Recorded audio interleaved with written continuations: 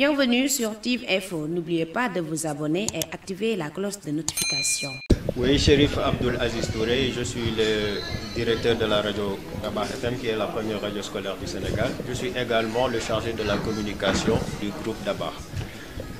Revenez un peu sur l'opportunité. Oui, bon, nous sommes réunis ici aujourd'hui pour faire la présentation au grand public d'un nouvel institut,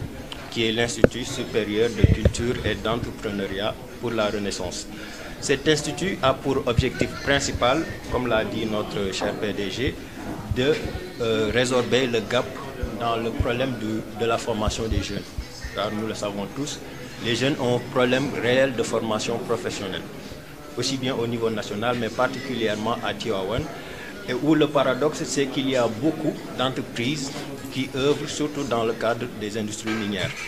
Donc notre objectif principal, c'est de doter ces jeunes-là d'outils qui leur permettent de prétendre à un emploi décent au sein de ces entreprises-là. Mais l'autre volet aussi important, c'est l'entrepreneuriat, le développement de l'entrepreneuriat. Parce que là aussi, on nous a habitués à un réflexe qui est de toujours demander un emploi après la formation. Et nous, on veut vraiment apporter aussi une réponse par rapport à ça, à savoir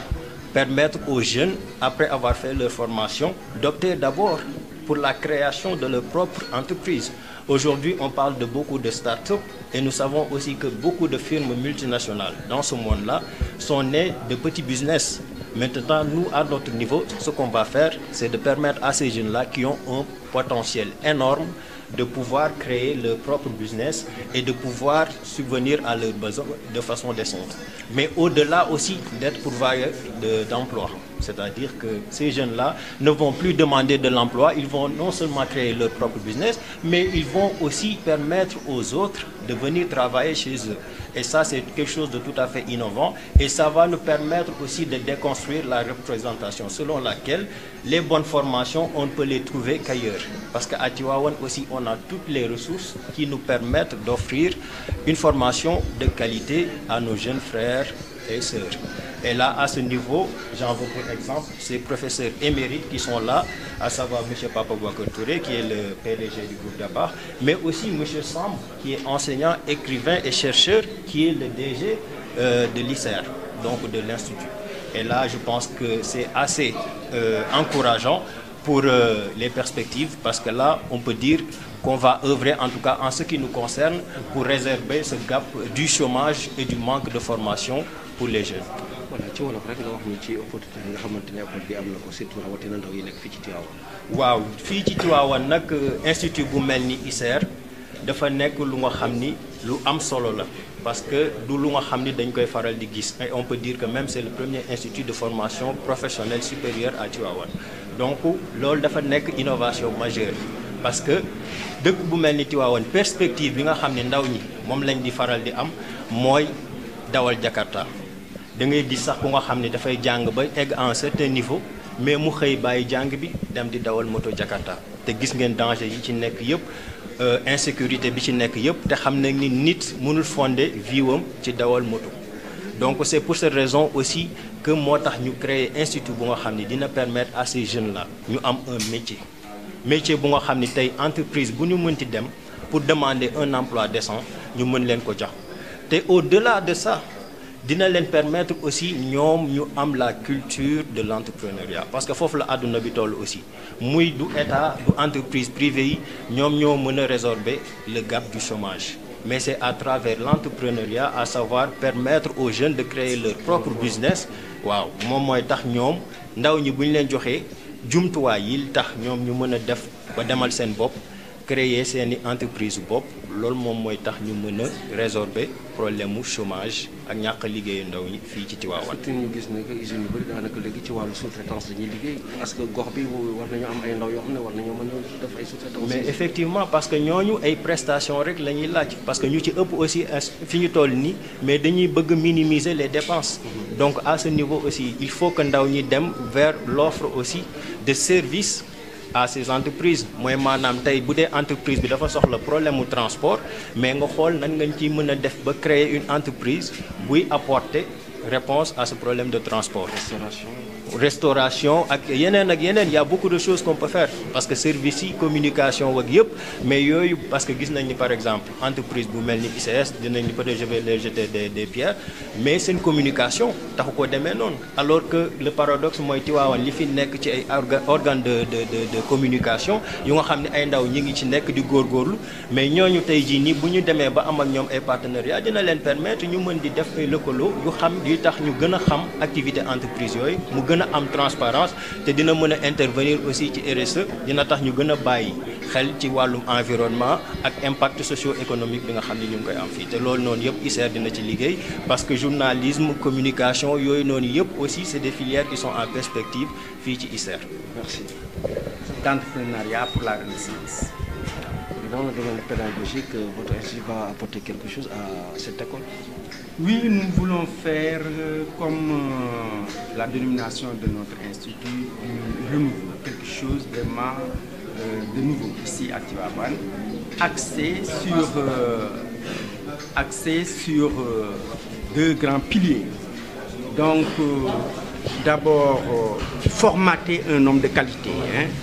formater un homme de qualité avec des valeurs, lui inculquer l'esprit de motivation, et donc être en mesure de prendre en charge des choses, de les mener jusqu'à terme. Donc l'esprit d'entrepreneuriat. Un homme donc éveillé aux qualités qui font l'homme bon et compétent, mais ensuite faire de telle sorte qu'il comprenne qu'il est en mesure de bâtir des choses et de ne pas attendre être dans une posture passive de recevoir tout le temps, mais de faire d'abord et d'inviter les gens à l'action. Voilà. Waaw man maa ngi tudd Abdourahmane Samb maay directeur général Institut supérieur de culture et d'entrepreneuriat pour la Renaissance bi ñu bëgg a taxawal fii ci Tivaouane incha allah. Donc suñu mébét mooy jéem tëgg d'abord nit ku wér nitu qualité bu am ay valeurs ak ay vertus gëm boppam ba pare jox ko métier mu am métier boo xam ne nii entreprise bu nekk fii ci gox bi rek dina ko soxla mais aussi def ci xelam que ni ko bu mu toog mukk nekk dans une posture passive di xaar dafa war a d'abord nekk nit koo xam ne nii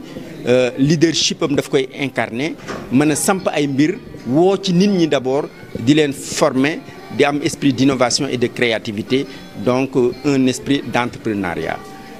ñaari facteurs yooyu mooy li nga xam ne moo ronu suñu ay perspectives incha allah. maa ngi leen di nuyu yéen waa presse bi donc man Papa Boubacar Touré man maay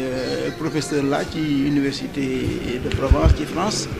donc man maay di PDG wu école bi ñu bëgg a créer donc li ñu constaté mooy actuellement ñàkk xëy gi dafa bari ci xale yi ci domaine Tivaouane donc ñàkk xëy gi aussi li ko waral en général dafay am toujours waroo entre dëkk bu mel ni en tout cas département bu mel ni Tivaouane bari ay entreprises yu bari te jeunes yi nekk Tivaouane mais amuñu xëy donc mais ñoom waxtu woo leen laajee dañ naan mais xale yi Tivaouane amuñu formation donc ñun moo tax ñu xalaat ni taxawal institut boo xam ni dinañu permettre ñu mën a indi formation au niveau des jeunes pour que bon problème yooyu nga xam ni moom la ñu daan wax ñu mën ko régler xëy na aussi problème yooyu pour ñu régler ko il faut que ñu liggéey ak entreprise yi nekk ci gox bi parce que aussi bu ñu nekkee rek di former te ñoom du ñu dem ci seen biir ba mën a évaluer seen ay besoins ak yooyu mais xëy na du am njariñ biñ ci bëgg moo tax dès que bu ñu taxawalee mais dinañu def une délégation dem ci ñoom waxtaan ak ñoom bon pour wax leen exactement ñun filière yi ñuy taxawal évaluer aussi seet seen ay bëgg-bëgg ñoom pour que ñu orienter suñu formation ci cadre boobu su ko defee même peut-être ni ñu ko bëggee mooy suñu ay étudiants bu ñu mënee dem di defi seen stage foofu nga xam ni bés bu ñu paree seen njàng rek dinañu am emploi boo xam ni mooy leen di xaar mais aussi am na beneen côté boo xam ni waxuma ko mooy côté entreprise. mais liggéey rek ñu lay fay ci nga mën a am moo am njariñ mais aujourd'hui boo demee ci réewu tubaab yi mais ñi ëpp xaalis mais amuñu liggéeyuñu ci gouvernement seen entreprise su bopp la ñu yore donc aujourd'hui moo tax ñu itam ci suñu école bi ñu bëgg taxawal bëgg nañu mais nit ñi ku ci am sa formation ba pare aussi mais nga mën a nekk entrepreneur boo amee liggéey mais nga liggéey boo amulee liggéey aussi nga créer sa bopp nga créer sa entreprise donc su ko defee mais non seulement yow di nga régler sa problème mais di nga régler aussi problème mu ñi tax ci yow yëpp parce que aussi di nga leen trouver des emplois donc ñun loolu mooy suñu objectif actuellement voilà.